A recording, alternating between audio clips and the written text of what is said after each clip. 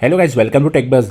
तो जैसे कि आप लोग जानते हैं कि सैमसंग के S21 सीरीज़ फ़ोन्स के लिए Android 13 One UI 5.0 official update roll out होना शुरू हो गया है। तो इस वीडियो में हम बात करेंगे इस अपडेट में क्या नए फीचर्स आए हैं और क्या परफॉर्मेंस या बैटरी बैकअप में ड्रॉप हुआ है।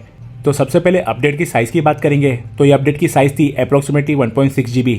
तो मेक श्योर आप किसी स्ट्रॉन्ग और फास्ट वाईफाई पर कनेक्टेड है अपने फ़ोन को अपडेट करने के लिए। और ये अपडेट नवंबर 2022 के सिक्योरिटी पैच के साथ आता है।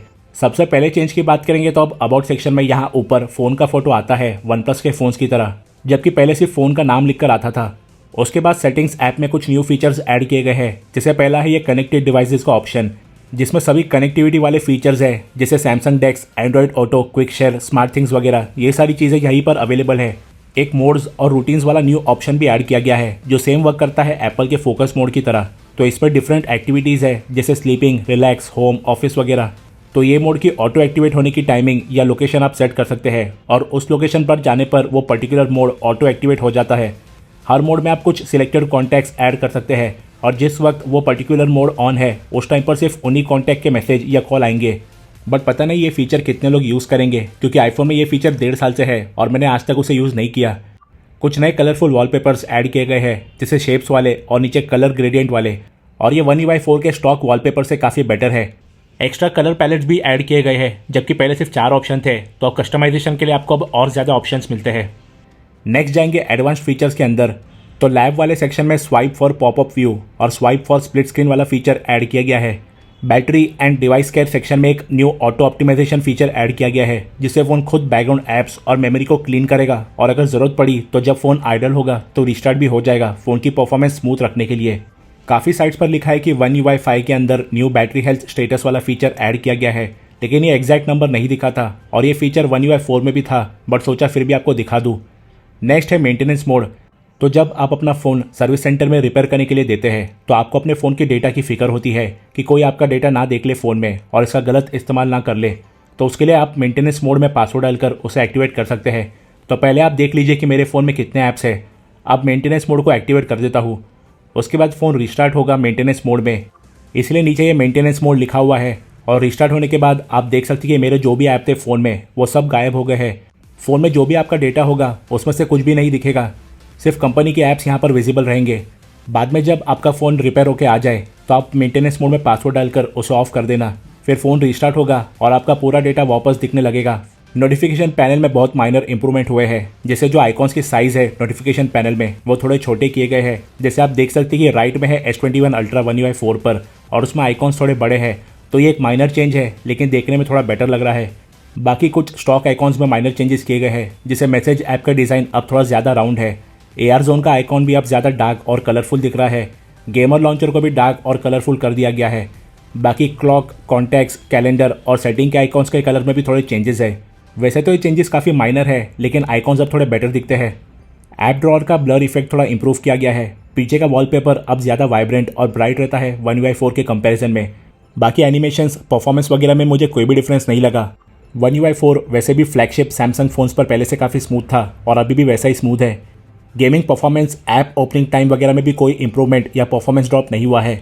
बैटरी बैकअप हल्का सा ड्रॉप हुआ है, क्योंकि अपडेट से पहले मुझे 5 आवर्स 50 मिनट्स तक का स्क्रीन ऑन टाइम मिलता था, बट अभी 5 आवर्स 25 मिनट्स तक का मिल रहा है।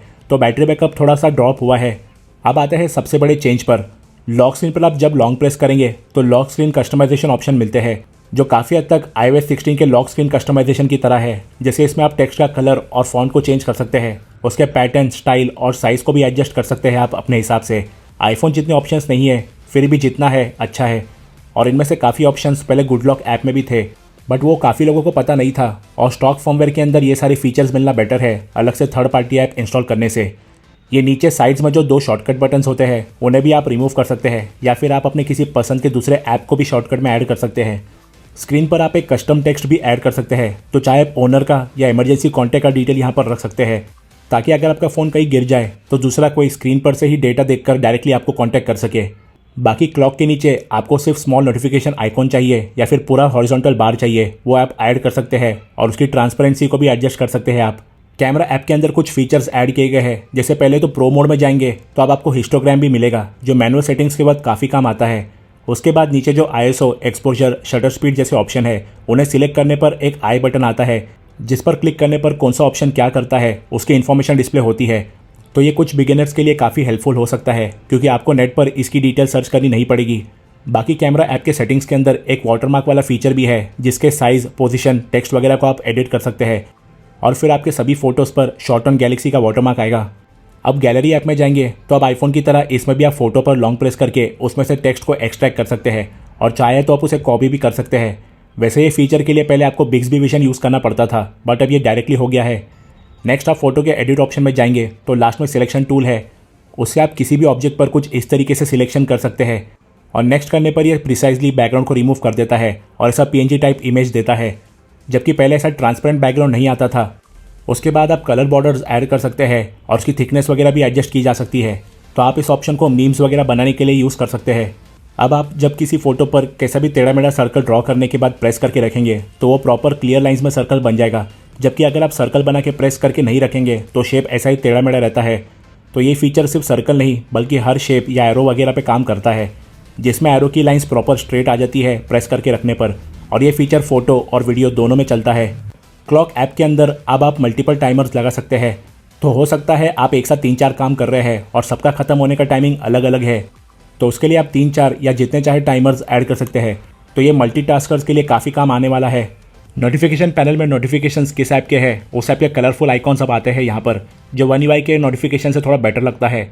और One UI 5 में कुछ ऐप के एक्स्ट्रा डिटेल्स विजिबल रहते हैं, जैसे स्टॉप वॉच का एग्जैक्ट टाइम वगैरह डिस्प्लेड है, जबकि One UI 4 में सिर्फ टाइमर इज़ रनिंग लिखकर आ रहा है। तो ये कुछ माइनर इंप्रूवमेंट्स हैं यहाँ पर। कीबोर्ड में काफ़ी अच्छा फीचर ऐड किया गया है एक्सट्रैक्ट टेक्स्ट का। आप इसे जब ऑन करेंगे तो नीचे कैमरा ऑन हो जाता है, फिर कैमरा के सामने जो भी टेक्स्ट होगा वो सर्च बार में ऑटोमेटिकली एंटर हो जाता है। पता नहीं ये फीचर कितने लोग यूज़ करेंगे, बट अगर आपको कुछ ज़्यादा टेक्स्ट वगैरह कॉपी करना है किसी ऑब्जेक्ट पर से तो ये काफ़ी हेल्पफुल रहने वाला है आपके लिए। ये मेन्यू वगैरह के ऊपर के टेक्स्ट को कॉपी करके ट्रांसलेट करने के लिए काफ़ी हेल्पफुल रहने वाला है। अब आप जब भी कोई न्यू ऐप इंस्टॉल करेंगे तो अलाउ नोटिफिकेशन का भी एक ऑप्शन आता है। आप चाहे तो एनेबल या डिसेबल यहीं से कर सकते हैं स्टार्टिंग के वक्त, जबकि पहले उसके लिए आपको सेटिंग्स में जाना पड़ता था, फिर ऐप नोटिफिकेशन में जाकर उस ऐप के नोटिफिकेशंस को एनेबल या डिसेबल करना पड़ता था, जो थोड़ा लेंदी प्रोसेस था। गैलरी ऐप में आप सभी फोल्डर्स सामने विजिबल नहीं रहते, सिर्फ मोस्टली यूज्ड एल्बम भी यहाँ पर विजिबल रहते हैं, जबकि One UI 4 में सभी एल्बम्स सामने ही विजिबल रहते थे। और अगर One UI 5 में आपको सभी एल्बम देखना है तो व्यू ऑल पर क्लिक कर सकते हैं, फिर आपको सभी एल्बम्स दिख जाएंगे। विजेट्स में एक स्मार्ट सजेशंस वाला विजेट ऐड किया गया है, जिसमें जो फ़ोन है वो आपके ऐप यूजेज और AI के हेल्प से जो most of the used apps है उन सबको एक ही विजेट के अंदर ऐड कर देगा, जिससे आपको पूरे ऐप ड्रॉअर के अंदर उन ऐप्स को ढूंढने की ज़रूरत नहीं पड़ेगी। तो ये काफ़ी हेल्पफुल हो सकता है। साथ में स्टैक्स वाला फीचर भी ऐड किया गया है, जिससे आप एक ही विजेट के अंदर मल्टीपल पेजेस ऐड कर सकते हैं। काफ़ी ऐप्स के ऑप्शन अवेलेबल है इसमें, जैसे गैलेक्सी स्टोर और स्नैपचैट का विजेट मैंने ऐड किया है, तो आप अपने पसंद के किसी भी ऐप के स्टैक्स यहाँ पर डाल सकते हैं। तो ओवरऑल जो फीचर्स One UI 5 Android 13 में ऐड किए गए हैं उनमें से कुछ काफ़ी हेल्पफुल रहने वाले हैं। परफॉर्मेंस में कोई फ़र्क नहीं पड़ा है, कोई लैग वगैरह नहीं है एनिमेशंस में, बस बैटरी बैकअप पर थोड़ा अफेक्ट हुआ है और सिक्योरिटी वगैरह में कुछ इंप्रूवमेंट्स किए गए हैं। तो ये अपडेट करना टोटली वर्थ इट है। आप लोग हमें नीचे कमेंट सेक्शन में ज़रूर बताना कि आपके सैमसंग फ़ोन के लिए Android 13 का अपडेट आया है या नहीं। तो आई होप आप लोगों को ये वीडियो पसंद आया होगा, और अगर आपको ये वीडियो हेल्पफुल लगा तो इस वीडियो को लाइक एंड शेयर कीजिए और हमारे चैनल को सब्सक्राइब करके बेल आइकन भी दबा लीजिए। हम जल्दी लौटेंगे ऐसे ही टेक एंड गैजेट वीडियोस के साथ। So till then stay tuned.